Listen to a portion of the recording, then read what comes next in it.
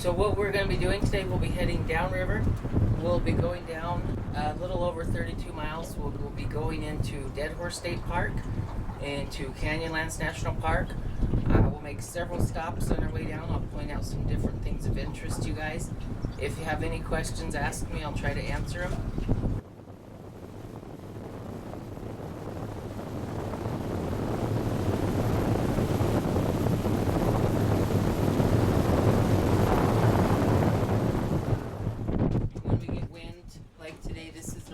Spot, so it should calm down once we get past here.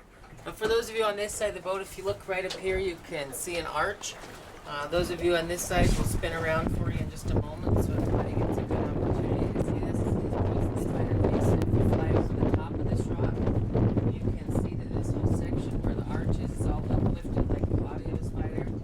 And this rock wall coming down here is one of the 8 legs coming off that spider. So it's quite large. It's also kind of famous. If you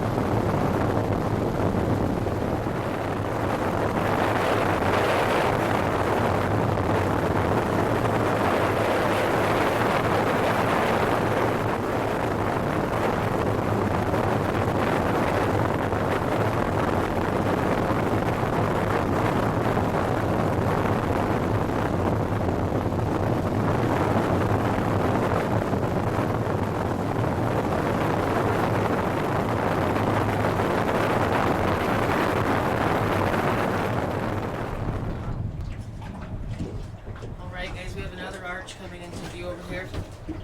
This one is called Jug Handle Arch. I have no idea why they call it that, but Jug Handle is what they named it. Jug Handle Arch is another famous climbing spot that we have in Moab. Climbers really like to climb on arches. This one's set up pretty well for it, being vertical like that. So you see quite a few of them down here. They come up over the face of that arch.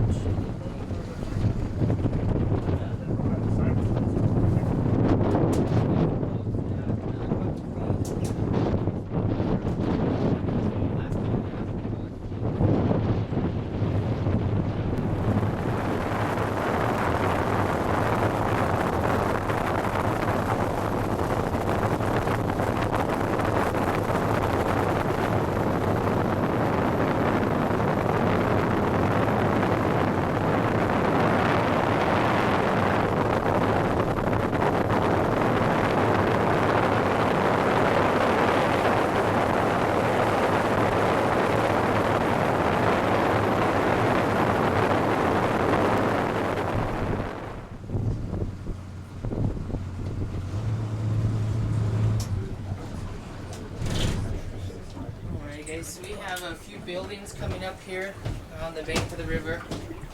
The tall building with the green roof is out there. The road that we've been following over here, this is where it goes to. So once we get past here, we'll no longer have the road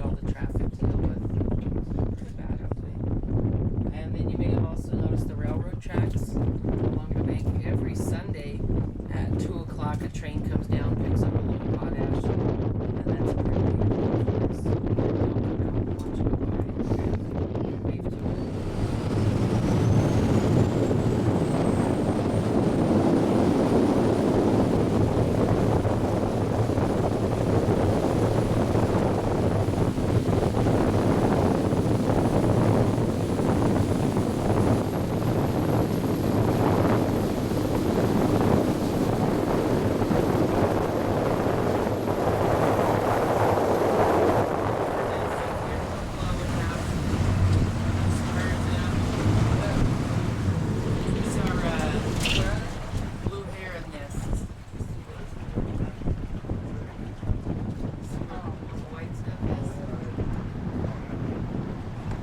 White stuff is petrified frost.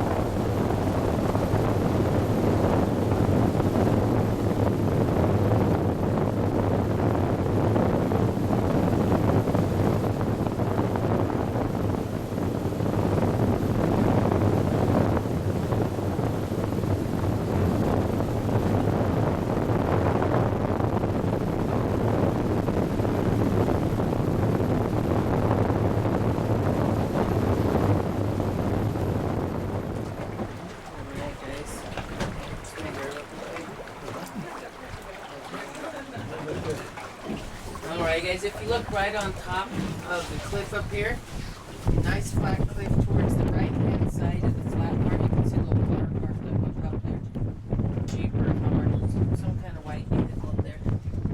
Right where that vehicle is parked, that is called Thelma and Louise Point. If you've seen the movie Thelma and Louise, when the girls drive off the cliff at the end of that movie, that's where it was.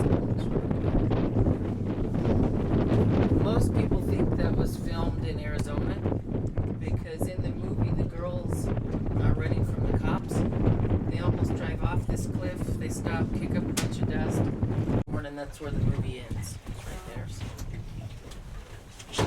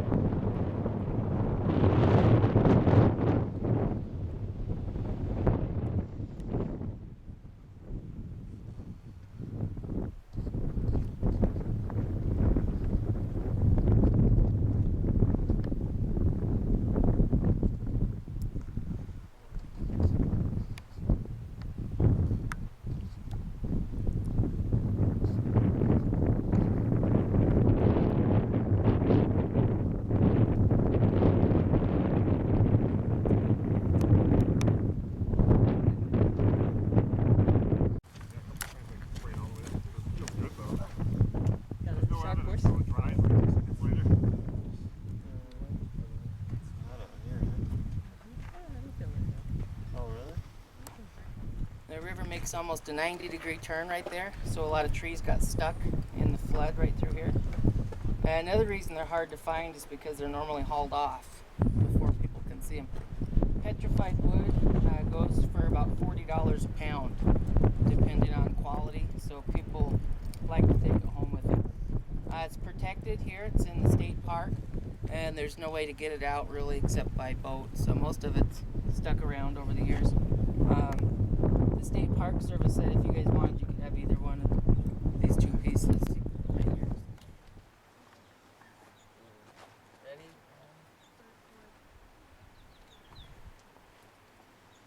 Did it take? I don't know. Did it stay on here when you take it? No. Okay.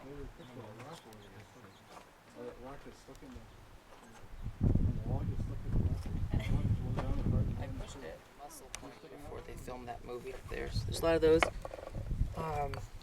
Then we have what I call leverites. Like this, they're just rocks. They leave them right where you find them. They're not worth picking up or anything. Quite a few of those in the area also. The petrified forest in Arizona, they lose 2 tons a month. Petrified wood, people taking little pieces at a time. I believe it. Yeah, the little pieces probably worth. Yeah,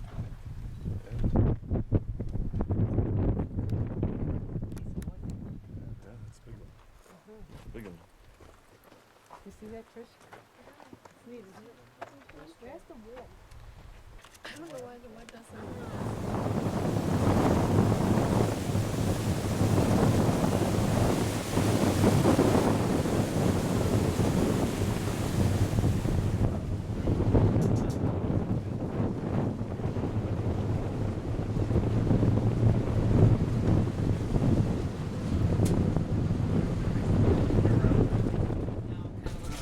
That is the sunshade and rain canopy for Dead Horse Point State Park. Oh, has anyone been up to Dead Horse Point? Yep. That's right where you're at when you go on top there. Really cool view from on top. You have a 2,200 foot drop down to the river from that point. One thing that I hear all the time from people is they tell me that they stopped at the Grand Canyon on their way here, and when they got here they went to Dead Horse Point and they like the view much better from up here. I hear that quite a bit from tourists, so it says quite a bit about the viewpoint from up on top. But you look to the other side. No, you look right down here. You look right down here. Uh-huh. Yep, right onto the river from up there. Oh, Dead Horse Point, there's 45 acres on top of there. That's all surrounded by cliff, except for one narrow neck on the back side. That's just wide enough to drive 2 cars out onto that 45 acres. So the viewpoint's basically an island up there with just the one little way out to it. Cowboys used to take wild horses. They would herd them out across that narrow neck, fence it off, and that cliff would make a big corral for them. So it was a really convenient place to capture wild horses and gather them up. When people started going out there for reasons other than capturing wild horses, they found horse bones and horse carcasses all over the place. So it was named Dead Horse Point. The name stuck, and now there's over 200 different stories why it's called Dead Horse Point. No one knows which ones are true and which ones are not. So the best thing for you guys to do is hear a few, read a few, decide which one you like, and go with it. If you don't like any, then make up your own story, because nobody can prove you right or wrong with any of them. Didn't they also make a movie there? Get Mission Impossible 2. Yeah. When Tom Cruise is climbing Yeah. up the cliff, that was filmed Okay. on the face of there. Well, when you're on top of Dead Horse Point looking down on the river, you can see that we're in the gooseneck, or the horseshoe of the river. And the river comes in, it cuts into this wall up here, makes a turn, comes down here, makes a big horseshoe or gooseneck, and it's actually traveling that direction right on the other side of those rocks. So, yeah, you'll see a lot of pictures of this, posters, postcards in town, taken from up on top, looking down on the river. As rivers travel, they're always eroding away at the banks, and after millions of years, they start to run straight to the ocean. This is considered a young river with all the bending and winding that it makes. When we stopped at the mine earlier, we were 2 miles that direction. And we've came about 17 back and forth to get to here. If you remember the upside down boot or the lazy boy, it's now right up here. You have the 4 pinnacles sticking up. It's the second one over from the left. It's changed a little bit. It's now the profile face of Yogi Bear, looking upstream. Yogi has a Zorro mask tied around his eyes, a milk mustache if you look really closely at him. To the left and below Yogi, there's Boo Boo. He has his thumb in his mouth. He's wearing a beret. I spend way too much time down here. You guys see it too?